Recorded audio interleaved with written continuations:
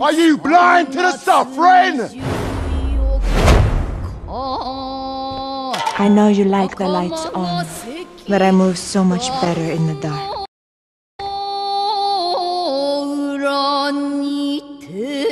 Cursed for 100 years!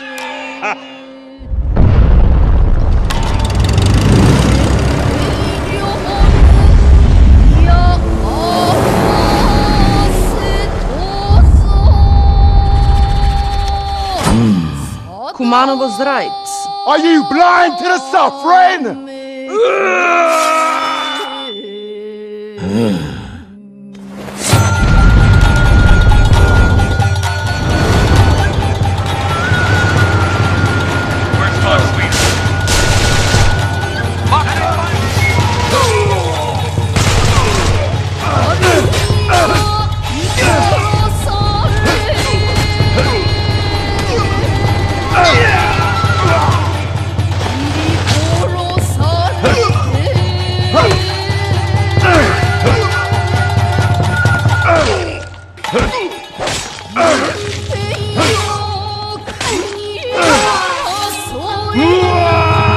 Those kids in the hospital. What are they, terrorists?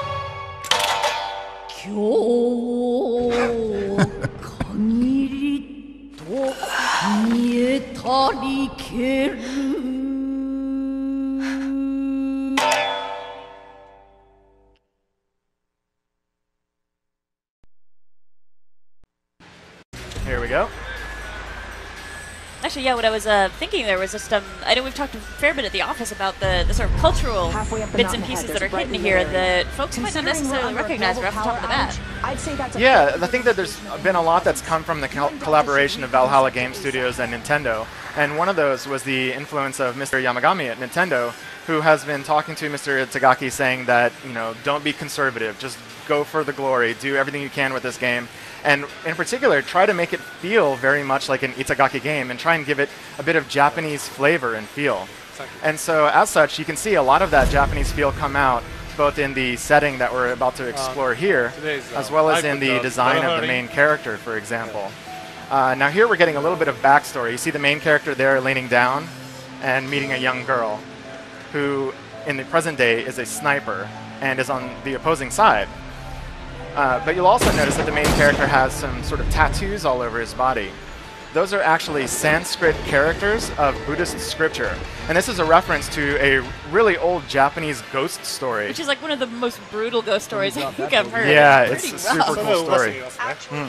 So yeah, as you see, like most of his body is covered except a couple of parts on his head. And it's a reference to Miminashi Hoichi, which is a ghost story where a wandering Buddhist monk named Hoichi comes upon a village where there's a temple that was haunted, and he offers to exorcise the ghosts from this temple.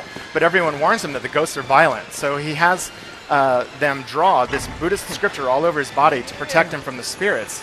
But they forget to write on his ears, and so through the night, as he's chanting and trying to exorcise these spirits, they tear his ears off because every other part of him is invulnerable. And so from that point, he became known as Earless Hoichi. And that's the reference, that's the inspiration for this character design here. I think that's so cool, like all those little background details where, I mean, I remember the first time I saw this, I had no idea that that context was there. Yeah, I think they've done a lot to try and include a lot of that sort of like Japanese taste and feel in the game. You can certainly see it in the architecture here. I'm just glad we got enough folks like you in the office so you can actually explain this to me. Now, that's not the only thing going on, though. They've also received a lot of influence from, I would say, Hollywood, you know, working with former members at THQ like Danny Bilson. They've come up with a massive scale story, something that you would expect to see in the movies, and try to incorporate that into a shooter that also has melee action as well, trying to create a bit of a hybrid. So you've got the sort of Japanese and Hollywood hybrid at the same time that you have this melee action and shooter hybrid happening as well. And there was something really cool about one of the songs that was playing in the trailer as well, because I remember we talked about that back as well. So this is not the trailer that we showed here today, but I think people might have had a chance to see it earlier in the week. They hired some of the top musicians in Japan to play the shamisen, the koto, the shakuhachi, and the Japanese taiko drums, as well as sing And the lyrics in the song refer to a famous battle in the Heike Monogatari, the story of the Heike, where the Heike clan was defeated and killed at an area called Dan no Ura. And it's a really sad song, but also haunting, because there's a true ghost story about these fallen soldiers. Bats. Yeah, you can even get killed by bats in this game. So if anybody has a chance to watch that trailer, I'd really recommend it. The music sounds wonderful. Isn't it like so many people died that there's like crabs that look like they have people's faces Oh, yeah. on their shells? It's cool, but it's really creepy. So this battle took place in what is now modern-day Shimonoseki in Japan. The fallen warriors that end up in the water were said to have been reincarnated in the form of crabs, because the fishermen for so many years threw back any crabs they found that had a human face on them, believing them to be haunted. But that created a kind of artificial selection genetically for this face pattern on these crabs. Ow. So here you can see Ivan, the main character, is trying to press into the enemy fortress, surrounded by a lot of enemies. He just threw the sword there. That's going to be a really important part of gameplay, is thinking about the distance to your enemy.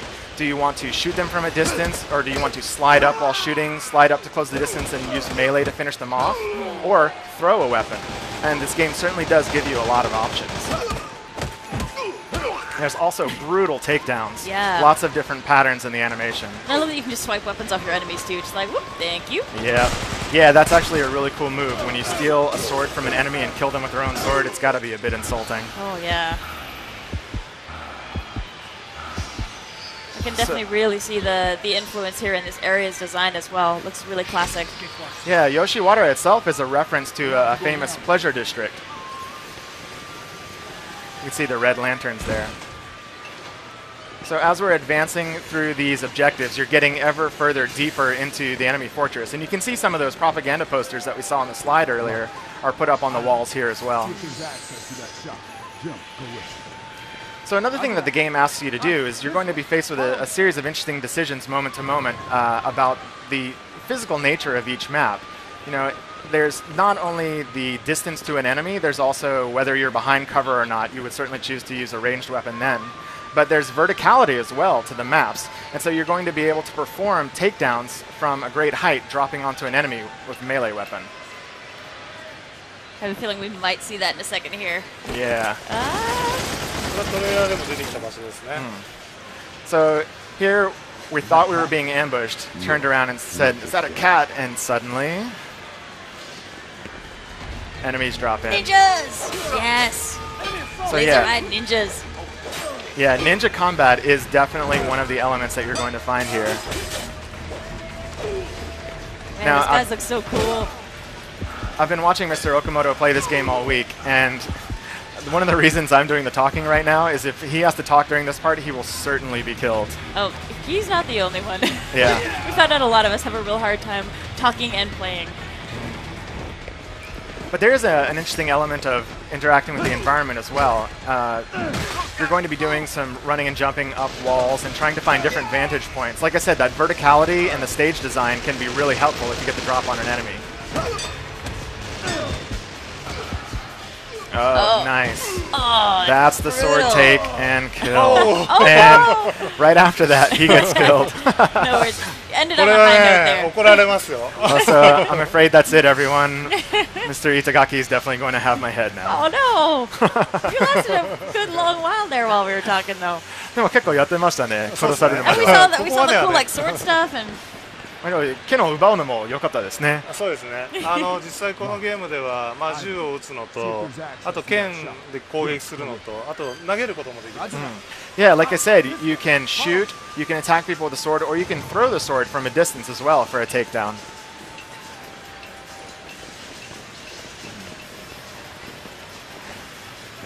So it looks like we're going with the hammer this time. And I hope you're all praying for Mr. Okamoto's success, as yes, am I. I do not 今 want 度 him は to get 初っ in 端 trouble at に work. あいつに投げてみますね。 Okay, so it looks like he's going to try and throw it at that guy this time. 猫にね。 I was Ah, supposed to yeah. look comment across this guy there. Yeah, that aurora effect you see in the back is the residual effect of the EMP from the satellites that were destroyed, creating the Kessler syndrome. They each have like a fuel cell that created a nuclear effect, thus taking out the world's electrical grid. That's why the world has fallen into such disarray with warring factions. People can't even use modern weaponry except for the enemies who are able to shield themselves from the effect ahead of time.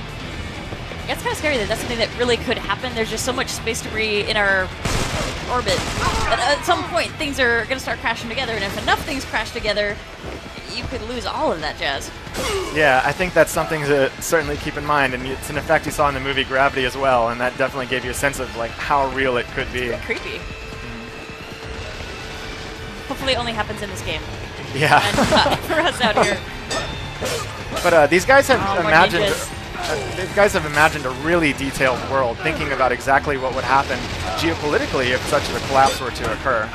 Yeah, like, it's really interesting, especially looking at the multiplayer, and it really is every man for himself. You know, are you going to join a group and try to survive that way? Are you going to try to go solo and just kind of make the best of your situation and hop in and out of other areas? But I could see it really interesting seeing how the power shifts from region to region, because this is going to be persistent, and you're going to get to see if one area is just doing really, really well and really strong.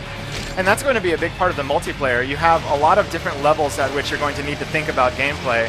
There's not just the individual combat where you're hitting an enemy right in front of you, but there's also tactics at the squad level, and and also strategy at the clan level as you coordinate with so many people. He had a really nice sword throw kill and then got attacked from behind. I don't think Itagaki-san can get mad at you for dying with all these cool sword throws. I feel like that kind of makes up for it. こんなに昨日投げて板垣さんは怒らないでしょ。むしろ投げろって言われてました。Well, actually, he was the one who told me to throw the sword so much, so I'm pretty sure I knew what he wanted. じゃあ、ここの猫は一掃しましたんで、ゲームプレイの方はここまでにしましょう。Yeah, since I heard you're really excited about those cat costumes, I hope you're really looking forward to this game. But I think that's about all the time we have left for gameplay. そろそろですね。そうですね。はい。